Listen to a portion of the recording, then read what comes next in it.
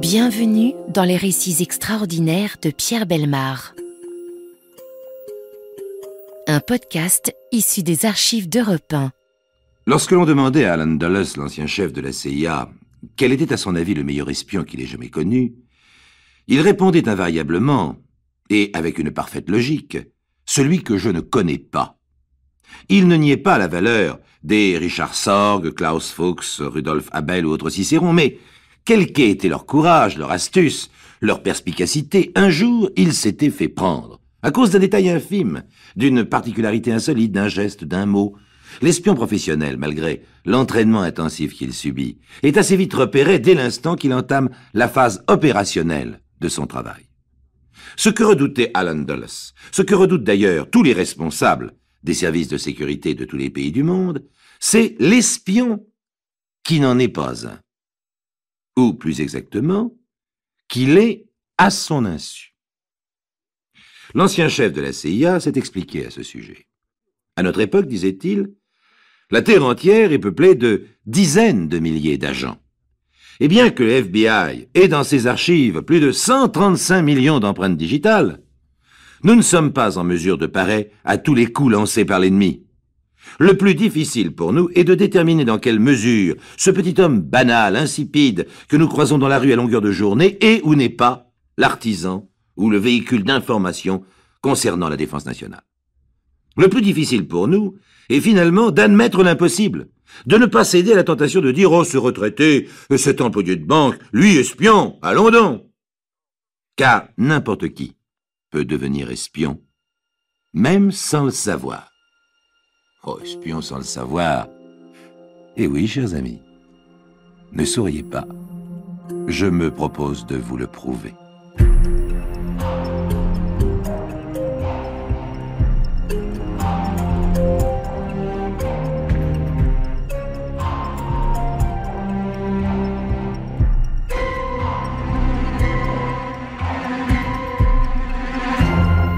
L'affaire que je vais vous conter commence en 1953 dans le bureau d'Abstone, un des patrons du FBI.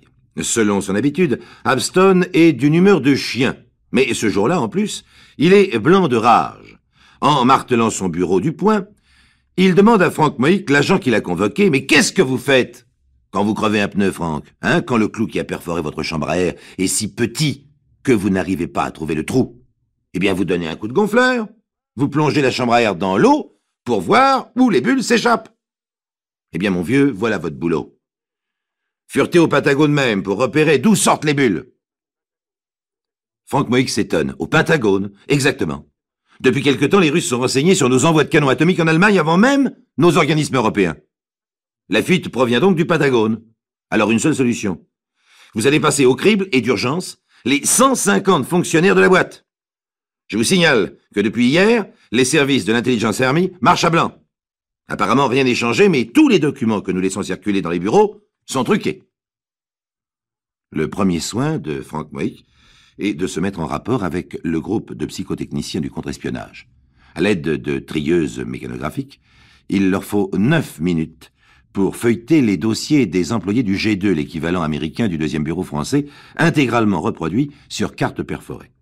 En tenant compte de leur carrière, de leurs occupations privées, de leur tempérament, du résultat des multiples tests qu'ils ont subis avant d'être admis au Pentagone, ils sélectionnent 3 noms, ceux des agents les moins sûrs.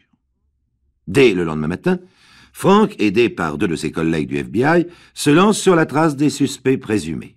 Et la fastidieuse enquête commence.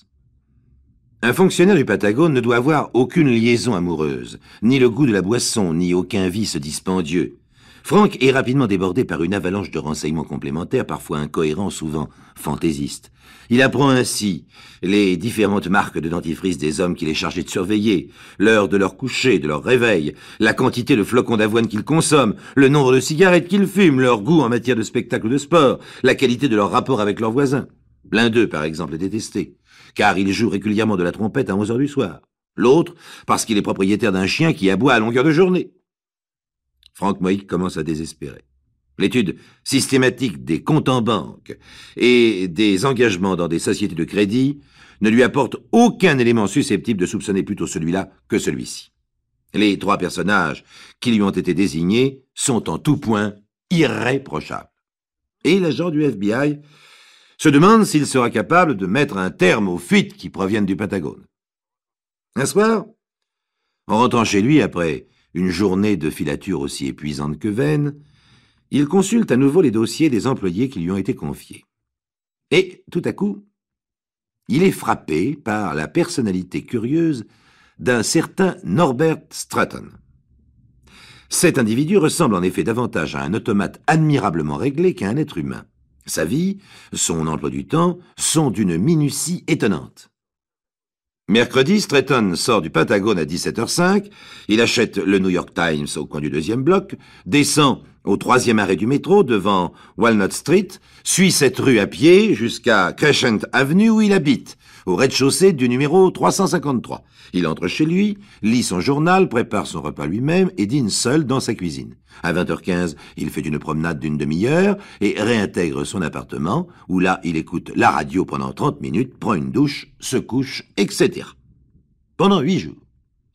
Les observations du contre-espionnage signalent exactement les mêmes gestes, les mêmes horaires, les mêmes occupations.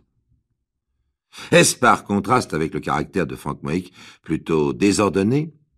Toujours est-il que cette extraordinaire ponctualité paraît étrange à l'agent du FBI, et il décide de filer personnellement Stratton. Dès le lendemain, il l'attend à la sortie des bureaux du Pentagone.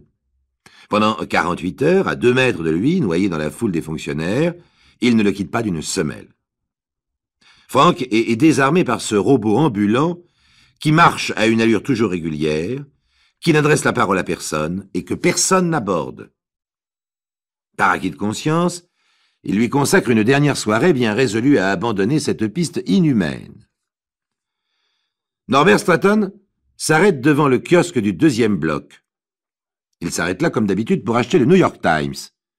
Il dépose une pièce de 10 cents sur la pile de journaux. Frank est derrière lui. Il se penche rapidement et s'empare de la pièce au moment où le vendeur va la saisir. Le vendeur pâlit. L'agent du FBI est fixé. Avant que le marchand de journaux ait le temps de faire le moindre geste, il est ceinturé. L'opération n'a duré que 30 secondes. Un autre inspecteur surgit et rattrape Stratton. Une dizaine de personnes au plus regardent curieusement ce groupe de 4 hommes s'engouffrer dans une voiture qui démarre en faisant hurler ses pneus. Les yeux exorbités derrière ses lunettes cerclées de métal, Norbert Stratton demande à Frank Moik en balbutiant « Mais qu'est-ce que ça signifie? Qu'est-ce que j'ai fait ?» L'agent du FBI répond simplement en souriant « J'ai trouvé la bulle. » Du moins, il le pensait. Mais il se trompait. La bulle était ailleurs.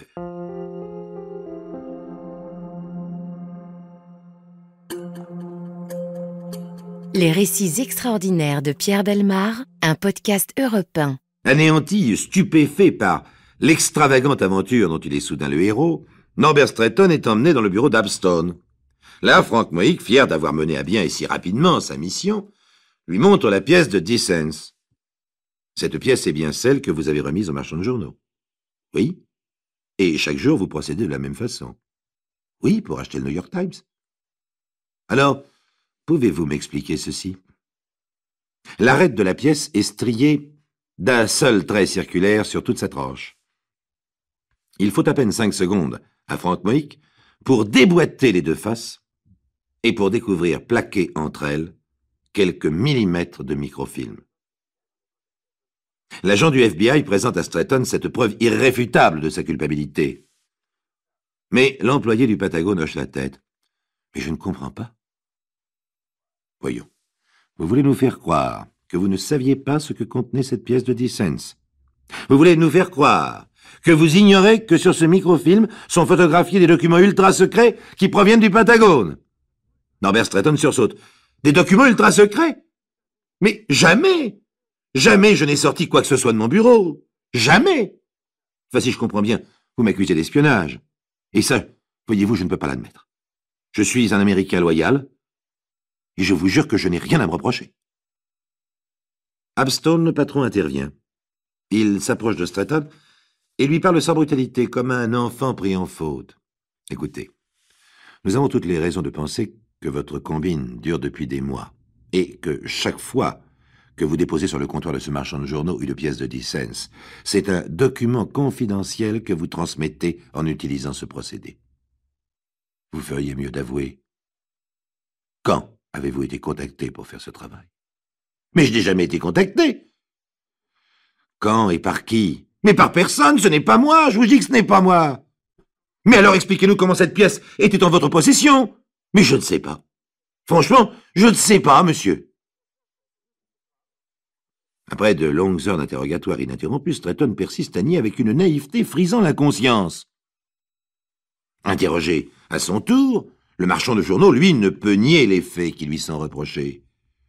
Oui, j'avais ordre de remettre les microfilms à un autre client qui se présentait à mon kiosque. Je lui rendais la monnaie simplement. Oh bah quel client ça... Il changeait tout le temps, vous savez, j'étais prévenu par téléphone. Ces renseignements sont vagues, mais les agents du contre-espionnage américain n'espèrent pas en obtenir de plus précis. Ils savent qu'une règle draconienne prescrit à chaque espion en poste à l'étranger d'éviter toute communication directe avec un autre membre du réseau. À propos de Stretton, le marchand de journaux dit seulement « On m'avait dit que c'était lui qui était chargé de me donner les pièces de 10 cents. » Mais qui, hein? Une voix, au téléphone toujours. Alors moi je me suis pas posé de questions, ce Stretton ou un autre. Abstone et Frank Moïk sont intrigués. Ils arrêtent Norbert Stretton, mais presque à contre-cœur. Son entêtement à nier l'évidence les intrigue, les trouble. Il y a dans son attitude, dans les mots qu'il prononce, un accent de sincérité et de désespoir qui les étonne. Il ne se coupe jamais. Pas une seule fois son système de défense n'est pris en faute. Pas une seule fois il ne commet la plus minuscule erreur. Abstone dit à Frank Moïk, « Décidément, il y a quelque chose qui cloche dans cette histoire. Je vous conseille de reprendre votre enquête à zéro, Frank, et de fouiller plus à fond dans la vie de Stretton. Vous êtes un remarquable comédien, et je n'en ai pas l'impression, ou il est innocent, et alors là, c'est à nous de le démontrer. » L'arrestation de Norbert Stretton cause une vive émotion dans son service, où il est hautement apprécié malgré son excessive manie du rangement méthodique. Frank Moïk, un peu vexé de s'être réjoui trop tôt de son triomphe, se remet au travail. Il cherche le détail qui aurait pu lui échapper, l'indice formel qui permettra de confondre, sans contestation possible cette fois, le présumé coupable. Mais l'existence que mène Norbert Stretton, et depuis des années, est un modèle de banalité, de tranquillité, d'honnêteté. L'homme n'a d'autre ressource que son traitement. Il méprise le luxe. Il n'a pas d'amis, pas d'ennemis. Il ne sort jamais. Il ne s'intéresse ni au sport ni au spectacle. Et sa vie sans histoire ne prête à aucun chantage. Il s'occupe lui-même de son linge, de son appartement. Aucune liaison sentimentale, aucune passion, aucun vice. L'agent du FBI est découragé. Mais, décidé à y voir clair, il retourne au Patagone et bavarde longuement avec les employés, et en particulier avec le collègue de bureau de Stretton, un nommé Arthur Wessler. En apprenant les ennuis qui accablent son camarade de travail, Wessler est abasourdi. « Mais ce n'est pas possible, enfin c'est pas lui. Il est maniaque, peu bavard, sauvage même, mais je ne le crois pas capable de trahir. À ma connaissance, il n'a jamais appartenu à aucun parti politique, et du reste, en dehors de son travail, il n'a pas d'autre sujet de conversation. » Frank Moïk demande à Arthur Wessler, « Maniaque, vous avez dit. Ah, ça oui, c'est inimaginable. Vous savez, ça fait des mois qu'on vit tous les deux dans le même bureau, alors j'ai eu le temps de l'observer. Quand il arrive, il accroche soigneusement et invariablement sa veste à la même patère. Il essuie ses lunettes à un morceau de daim qui ne quitte pas la poche de son gilet. Et puis, avant de s'asseoir, il remplit son stylo avec sa bouteille d'encre qui est rangée là, dans le coin gauche du 3e tiroir. Ensuite, à 10 heures précises, après avoir signé sa feuille d'absence, il descend boire un café et manger quelque chose à la cafétéria. Frank Moïk dresse l'oreille. Il reste longtemps absent? 20 minutes. Mais pas une de plus, pas une de moins. Et c'est tous les jours le même programme. Ces 20 minutes constituaient le seul blanc dans l'enquête de Frank. Il pose quelques questions au personnel de la cafétéria, mais personne n'est capable de signaler la moindre particularité dans le comportement de Stretton.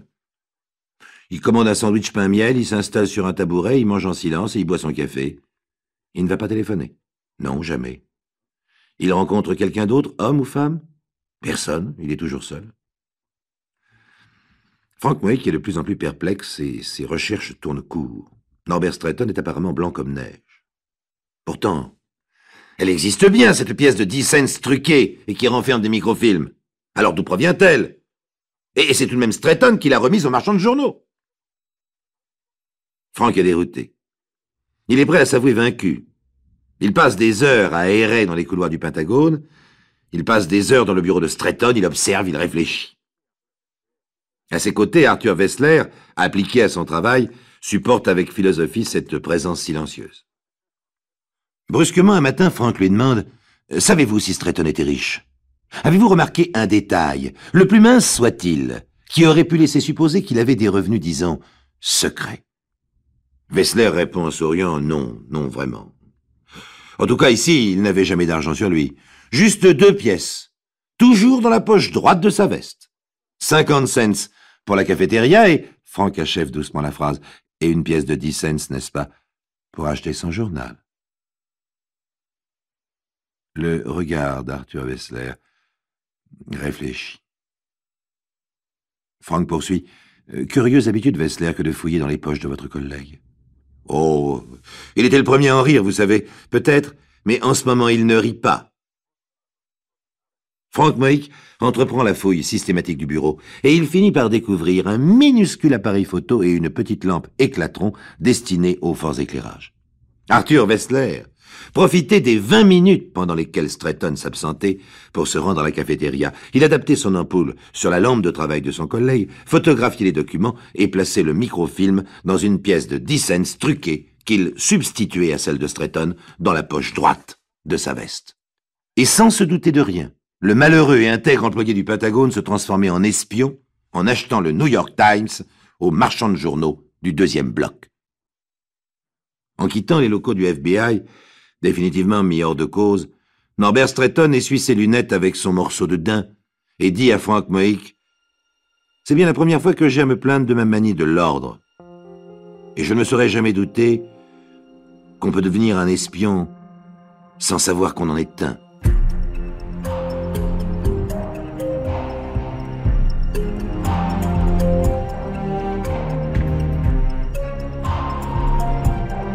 Vous venez d'écouter Les récits extraordinaires de Pierre Bellemare, un podcast issu des archives d'Europe 1. Réalisation et composition musicale, Julien Tarot. Production, Estelle Lafont. Patrimoine sonore, Sylvaine Denis, Laetitia Casanova, Antoine Reclus.